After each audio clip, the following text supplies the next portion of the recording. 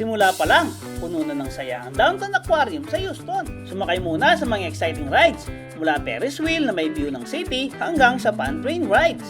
Pagkatapos, oras na para sumisid sa mundo ng dagat. Daan sa nakakawaw na shark tunnel habang lumalangoy ang mga pating sa itas nito. At ang pinaka-exciting, feeding time sa mga stingray. Lapit, hawak at saya na hindi mo malilimutan. Handa na ba kayo? Tara na at sumisid sa saya ng Downtown Aquarium Houston. Mula sa mga thrilling rides hanggang sa pating at stingray na sobrang lapit lang. Pagpasok pa lang namin sa Downtown Aquarium Houston, ramdam na namin agad ang saya. Kita mo agad ang makukulay na ilaw, ang malaging entrance, at syempre ang pan train na parang nagyayayang sumakay. Sakay na tayo dahil dito pa lang nagsisimula ang adventure. Habang umaandar ang train, pakiramdam mo parang papasok ka sa ilalim ng dagat. Pagbaba, sunod-sunod na ang wow, makukulay na isda, malalaging tangke, at mga sea creatures na akala mong nasa movie. Buffalo Bayou rests just beside convenient Samahan nyo kaming sumakay ng pan train. residents and for the fire stations to utilize. How about you? Over the next 100 years, Ito ang actual na pagsakay namin sa Shark Journey Train at dito nagsimula ang tunay na underwater adventure. it's home to 200,000 gallons of seawater. Hurricane Harvey was an unprecedented storm in tanks, the life support systems, and all along 7 feet of water. If you look up to the building on your right, you'll see the marked Ito ang Shark Journey. Sumakay sa Shark Voyage Train at dadaan sa tunnel na napapaligiran ng mga pating. At eto na ang isa sa pinakaabangan na parte, ang Shark Tunnel. Dumaan ka sa gitna ng lumalangoy ng mga pating sa itaas nito. Grabe, parang ikaw ay nasa loob ng aquarium. Hindi pa tapos ang saya. May feeding ng stingray kung saan pwedeng lapitan at pakainin ng mga ito. Tahimik pero exciting. Sa Downtown Aquarium, mula entrance hanggang huling exhibit, bawat hakbang ay puno ng saya, gulat at memories na siguradong babalikan. over 5 inches thick, supporting more than 700 tons of water Oh, look at that! directly over your head. There are several different species of sharks swimming around us. Habang daang-daang umaandar ang aming train, napapaligiran kami ng malinaw na salamin at biglang ayun na, may mga pating, mga stingray at iba't ibang mga isda na lumalangoy sa tabi at sa ibabaw namin. Is over 5 inches thick, supporting more than 700 tons of water directly over your head. There are several different species of sharks swimming around us. The largest of the sharks that you see is the sand tiger shark. These sharks are 10 feet long and are frequently found off the coast of Galveston. The brown sharks that you see here are approximately 5 to 7 feet in length and are the most aggressive feeders in the exhibit. It is a common misconception in length and weigh over 20 feet in length, weighing over 1,000 pounds.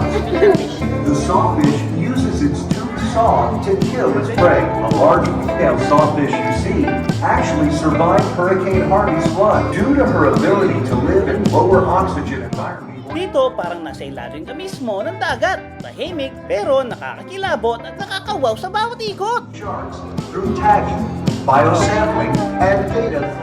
Isang biyahe na punong-puno ng excitement at nakakamangha. Sharks are fascinating animals. It is amazing how adaptive they are. Have any of you heard about the great white shark that escaped from our shark tank during the last flood? Our scientific staff has searched the entire Gulf Coast trying to recapture it. It was never found, and some believe that it may still be in the Buffalo Bayou. So keep a lookout as we travel through the park. The Downtown Aquarium project was conceived in 2001 and took 18 months to build. Wow, look at this. It looks like the great white may have spent some time around here. Look at that boat hull. That's one big bite. Hey everyone, we're approaching a bridge, so be careful not to fall out. Oh, wow! Everyone, look out! It's the missing great white! Oh no, it's very dangerous. Is everyone okay? That was close. We need to call the aquarium staff to get over there and catch that monster. Any volunteers? I didn't think so. The Downtown Aquarium contains over 5 fish fish from all over the world. The Aquarium Adventure exhibit is also home to the Maharaja's Temple, where you can catch a glimpse of the rare and beautiful white tiger. Habang papalapit sa dulo ang Shark Journey Train, dahan-dahang naglalaho ang mga pating at isdang nasa paligid namin. Bitbit namin ang saya, gulat at pakiramdam na parang tunay kaming sumisid sa ilalim ng dagat. Isang maikling biyahe, pero isang karanasan hindi namin malilimot. Give you an inside look at how we care for our magnificent animals here at the Downtown Aquarium. We are proud to partner with many wildlife and educational organizations that are focused on protecting our planet's wildlife.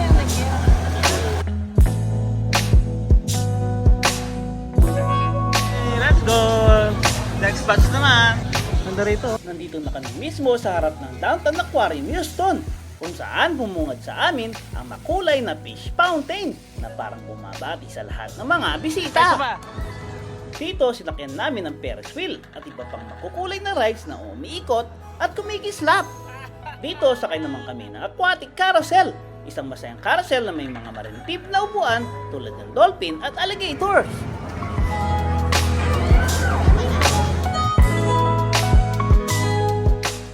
Ngayon, pumasok na tayo sa puso ng Downtown Aquarium, Houston, ang Aquarium Exhibit. Wow! Ay, ang iluto itong mga fish na to. Nagutom na ako. Pagpasok mo, makikita mo ang makukulay na mga isda, stingray at coral reefs na parang buhay sa painting. Pirana. Ano, laging hito ito? Ano itong inihaw? Makikita mo ang maliliit na Nemo-style fish, malalaking catfish at graceful na arowana na dumadaloy sa tubig.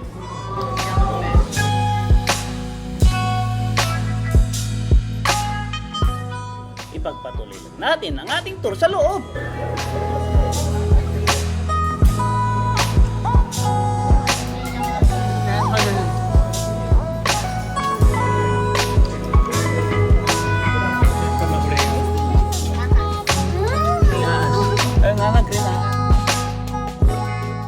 Habang naglalakad tayo sa loob ng aquarium exhibit, hindi lang isda at stingray ang makikita. May mga kakaibang land animals din. Narito ang mga tortoise na dahan-dahang magalaw sa kanilang mga habitat at makikita rin natin ang armadillo na nakakalibang sa kanyang maliit na hideout. Paladuro lang dyan. Paladuro kanyo.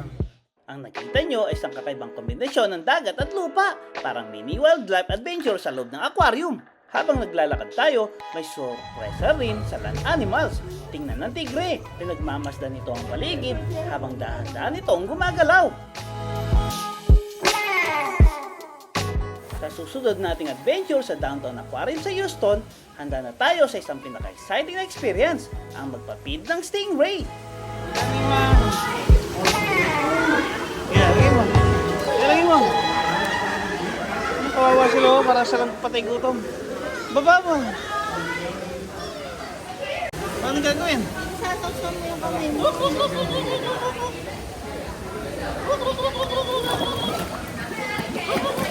Ang galing! Ang galing!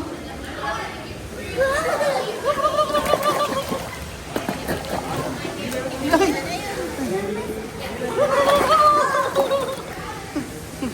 Nakatakot? Look at me, I will feed the dinosaur. Baba mo pa. Sumiyata sila. Hey! Hey, you! Dapat deep down.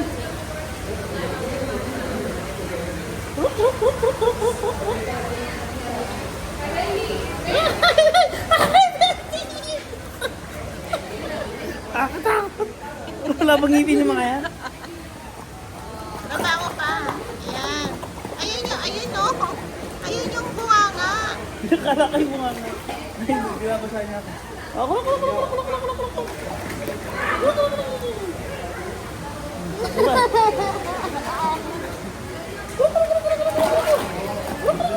Ang galing na. Amazing. Pwede din.